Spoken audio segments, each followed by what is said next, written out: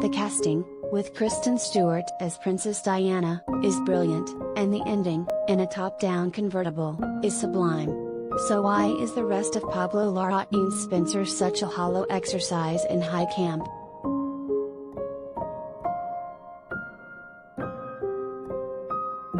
It wasn't so long ago that the Chilean director Larraín crafted another meditation of myth-making in the similarly conceptual, Jackie.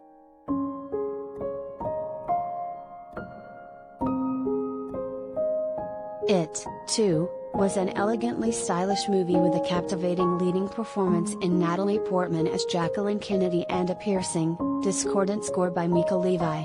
Here, again, is an empathetic but arch character study. This time the jazzy score is by Johnny Greenwood, about persona and personhood in a 20th century cauldron of fame and tragedy.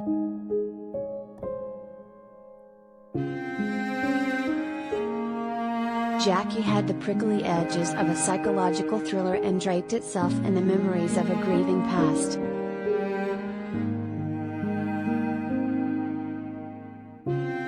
Spencer, which opens in theaters Friday, is more like a ghost story, a dreamy, luxe version of The Shining, with the Overlook Hotel swapped for the Queen's Sandringham estate, where Princess Diana mostly wanders in isolation and suffocating unease.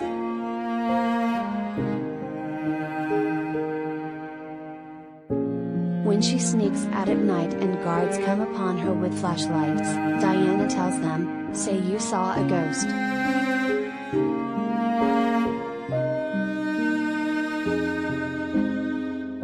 It is often like that in Spencer, penned with too often on the nose poignancy by Stephen Knight, Eastern Promises. Look. Everything is in quotes. Everything is metaphoric and foreboding.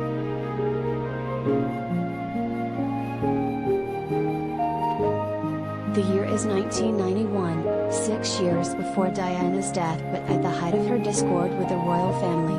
Diana is aware by now of Charles' affair with Camilla Parker Bowles. This Christmas gathering was when she supposedly decided to end the marriage. In Spencer, the family already has its knives out for Diana. They blame her.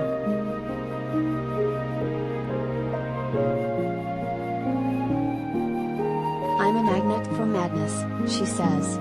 "Other people's madness."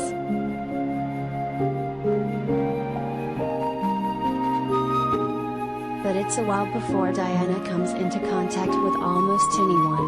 Larraín opens the film with an army cavalcade down a tree-lined road to Sandringham, heavy-duty preparations for the holiday.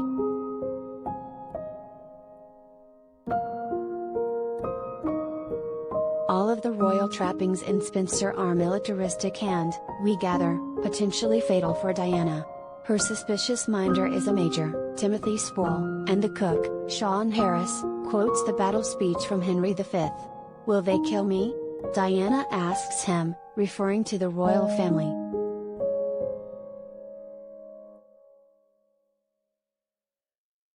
But before we meet them, Diana breezily meanders the nearby hills in her convertible. She enters a cafe to ask for directions.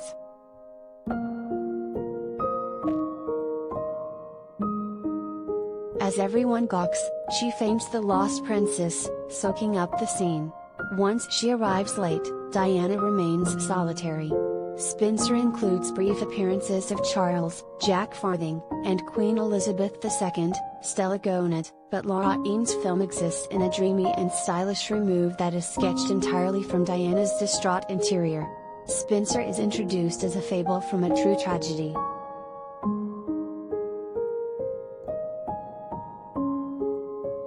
In both Jackie and Spencer, Larraín deserves credit for so avoiding the expected biopic structure. Some have even started wondering if he might next tackle Britney Spears.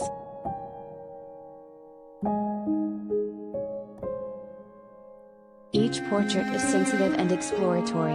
But abstract, arty guesswork isn't an especially revelatory substitution for biopic convention.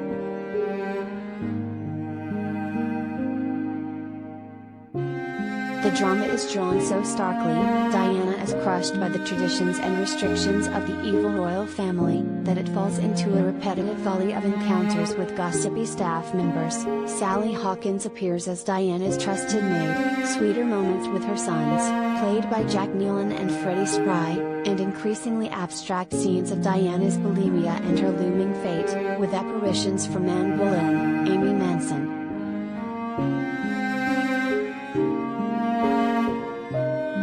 Does any of this wash? Not really, but Spencer, playful to the point of silliness at times, is so thickly symbolic that its tenuous relationship with any historical reality may be beside the point.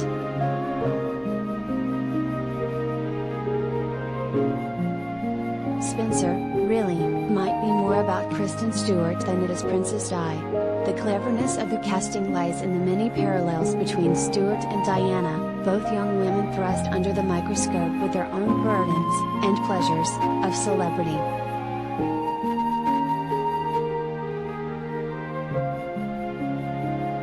Some have praised the technicality of Stewart's performance, the accent, the gestures, but, for me, the performance isn't at all about transformation.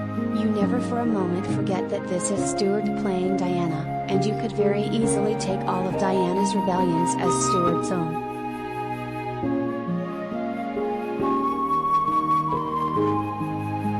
Spencer may be a letdown as a story about Diana, but as an exaggerated portrait of Stewart, it's magnetic.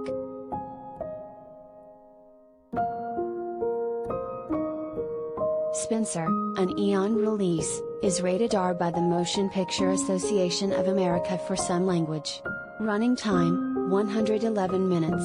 2.5 stars out of 4.